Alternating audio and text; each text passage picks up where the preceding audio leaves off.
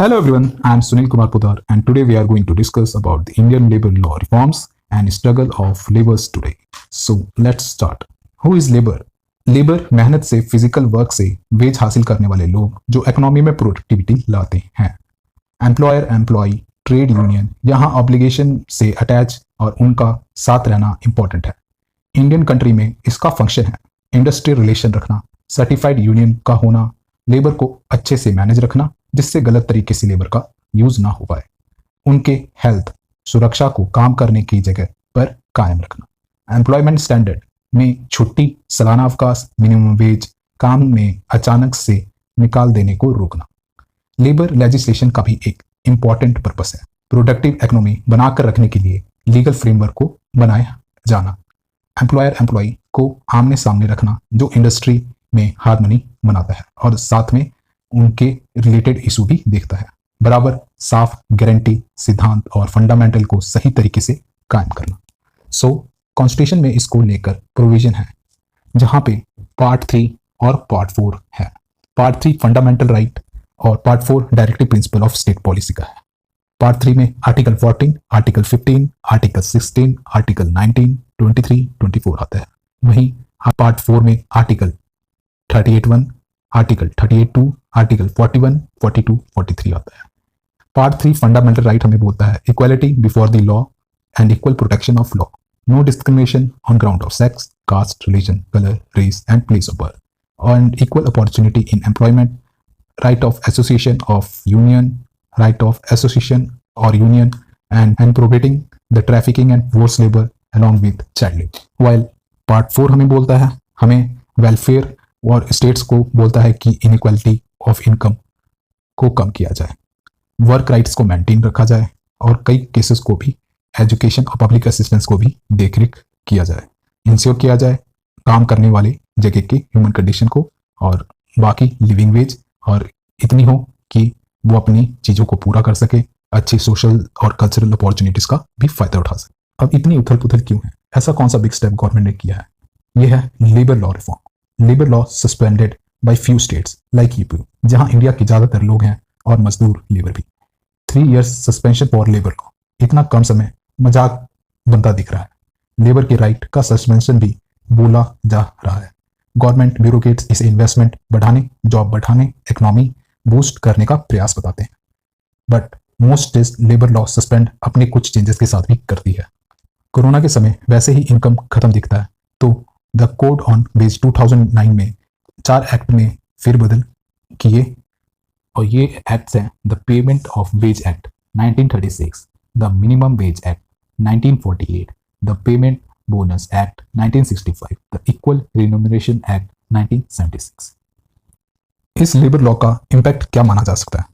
नई कंपनीज और एम्प्लॉयर को हायर एंड फायर की आज़ादी हो जाएगी जो कॉन्ट्रैक्ट वर्कर बढ़ाएगा, टर्मिनेशन इंक्रीज होगा, नोटिस पीरियड का फायदा भी एक तरफा समझा जा सकता है.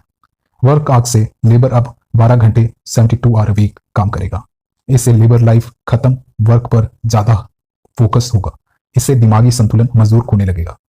बुक रिकॉर्ड में लेजीनेस से एम्प्लॉय का गलत फायदा मिलेगा. जहां एक रजिस्टर्ड कंपनी को लाइसेंस की आज़ादी दे रहा है सिर्फ रिटर्न्स दिखाने के लिए. गवर्नमेंट ने वैसे ही इंस्पेक्शन हटा देने से व्हीकल विदाउट रजिस्ट्रेशन चलाने जैसा हो रहा है. ट्रेड यूनिट ऑलमोस्ट बैन कर दिया जाएगा जो कॉन्स्टिट्यूशन के आवाज को दबाने लगेगा. सिर्फ कॉर्पोरेट के लिए अपॉर्चुनिटी है. इंडिया में 8 मिलियन मॉडर्न स्लेव्स हैं. ये Australian based walk free global slavery index बोल रही है.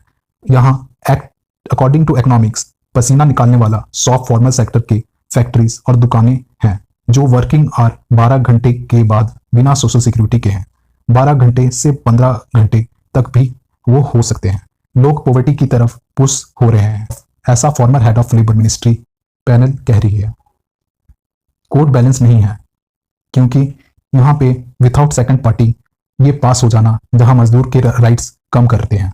90% ऑफ इंडिया जहां 450 मिलियन स्ट्रॉन्ग लेबर फोर्स जो इनफॉर्मल सेक्टर में कम वेज में वैसे ही. अगर लेबर काम पर जाए भी तो इनकम एम्प्लॉयर्स के पास कम है. लेबर लॉ के मिसयूज को ये बढ़ावा देता है. Worker exploitation, business man got worker exploitation by government, ऐसा ट्रेड यूनियन लीडर्स कह रहे हैं। वही no one ask labour choice for work और reason of their migration, it is force with labour feeling specially during corona virus, वो भी ऐसे मुश्किल समय पे। ऐसा क्यों? There is no way to survive economy in front of power holders except labour law reforms, specially जब भारत गरीबी में जी रहा है तो क्यों ग्रोथ को भी रोका जा रहा है?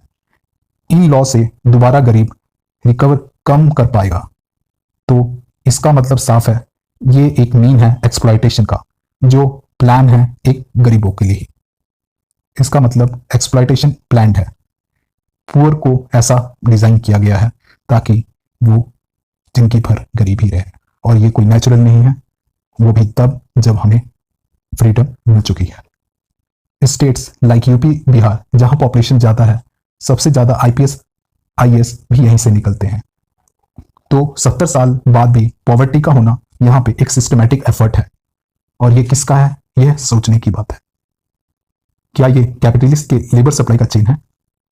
तो समझने की बात यह है, लेबर कैसे क्रिएट होते हैं। Survival is for fittest. India में गरीबी पैरालिसिस जैसा है। सर्वाइवल के लिए बचपन में आंगनवाड़ी, उसके बाद 8वीं कक्षा के बाद मिड डे मील में गरीब लोग एडमिशन्स लेते हैं, पर 8th क्लास के बाद गरीब एजुकेशन से दूर, और एजुकेशन कुछ समर्थ हाथों में ही होता है। एजुकेशन प्रॉब्लम क्यों है? ब्यूरोक्रेट सीम्स फेल या पॉलिटिकल कोऑर्डिनेशन फेल। अब 12 साल बाद बच्चा छोटे मोटे काम जो लेबर के होते हैं करने लगता है, छुप छुपाकर, और 18 साल का हो जाता है। अब वो एडल्ट कैटेगरी में आ गया है, और वो इन काम से ही अपनी जिंदगी का गुजारा करता है। वेजेस भी इनके आज के टाइम से एनफ नहीं होते, तो बीपीएल ओबीसी कैटेगरी से ये राशन कार्ड और दूसरी इंपॉर्टेंट हॉस्पिटल मेडिकल सर्विसेज को लेते हैं। क्या ये बातें हमारे ज्ञानी लोग नहीं देख पाते, या अचानक क्योंकि गवर्नमेंट में कमी हो गई है? क्या ये गवर्नमेंट फेलियर है? जब वैसे ही इनकी जिंदगी इतनी मुश्किलों भरी होती है, तो why this labour law suspension only relieving economy? और काम के घंटे ही बढ़ा देने से उनका एक्सप्लॉयटेशन सोसाइटी में ज्यादा दिखता है, और ऐसा लगता है जैसे वो रॉबोट है, ना ही कोई इंसान। हमारा कॉन्स्टिट्यूशन ऑफ इंडिया भी अलाउ करता है पीपल ऑफ इंडिया को एक डेमोक्रेसी के लिए, जस्टिस के लिए, लिबर्टी के लिए, इक्वालिटी के लिए, राइट और फ्रेटर्निटी के लिए। ना तो यहाँ पे फ्रेटर्निटी दिख पा रही है, ना पे यहाँ पे जस्टिस दिख रहा है, ना यहाँ लिबर्टी, यहाँ ना इक्वालिटी, वो भी स्पेशली मजदूरों के लिए।